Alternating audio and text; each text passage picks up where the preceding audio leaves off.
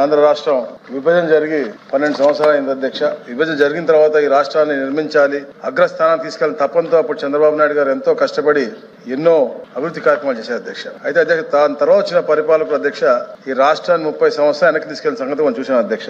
అయితే ఈ రోజున రాష్ట్ర అభివృద్ధి అలాగే యువతకు ఉపాధి కల్పించాలని తపనతో అభివృద్ధిని వికేంద్రీకరణ చేసుకుంటూ రాష్ట్రంలో పరిశ్రమల ఏర్పాటు, అలాగే ఏదైతే మనం ఏ జోనల్ వారీగా ఇప్పుడు విశాఖపట్నంలో మనం చూస్తే డేటా సెంటర్లు అవ్వచ్చు, తిరుపతి వైపు చూస్తే అంటే మనకి ఎలక్ట్రానిక్ సిటీ అవ్వచ్చు, అలాగే అనంతపూర్ వైపు మనకి స్పేస్ ఇది అవ్వచ్చు. అలాగే ముఖ్యంగా అధ్యక్ష విద్యుత్ రంగంలో అధ్యక్ష మనకి రెన్యూవల్ ఎనర్జీ, గ్రీన్ ఎనర్జీ ఏర్పాటు చాలా కీలకంగా మారింది అధ్యక్ష. ఎందుకంటే ఇది మనం ప్రజాప్రభుత్వంగా మనం తీసుకెళ్తా ఉన్నాం, అందరికి కూడా ఉపాధి కల్పించాలి, యువతకు మంచిగా.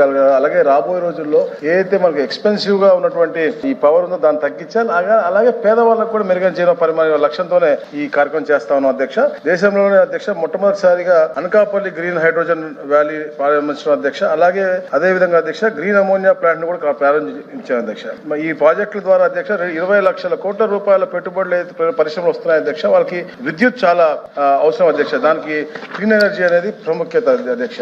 ఇవన్నీ పెట్టుబడులు గ్రౌండ్ అయితే అధ్యక్ష 15 లక్షల మందికి ఉపాధి దొరుకుతుంది అధ్యక్ష. దీంతో మొత్తం రాష్ట్ర ఆర్థికాభివృద్ధి కూడా పరుగులు పెడుతుంది అధ్యక్ష. అధ్యక్ష మేము మొన్న కూడా చెప్పాం అధ్యక్ష, మాది 20 లక్షల ఉపాధి కల్పన అనేది మా కూటమి ప్రభుత్వం యొక్క లక్ష్యం అధ్యక్ష. దీంట్లో కీలక పాత్ర రెన్యూవల్ ఎనర్జీ అనేది ఉంటుంది అధ్యక్ష.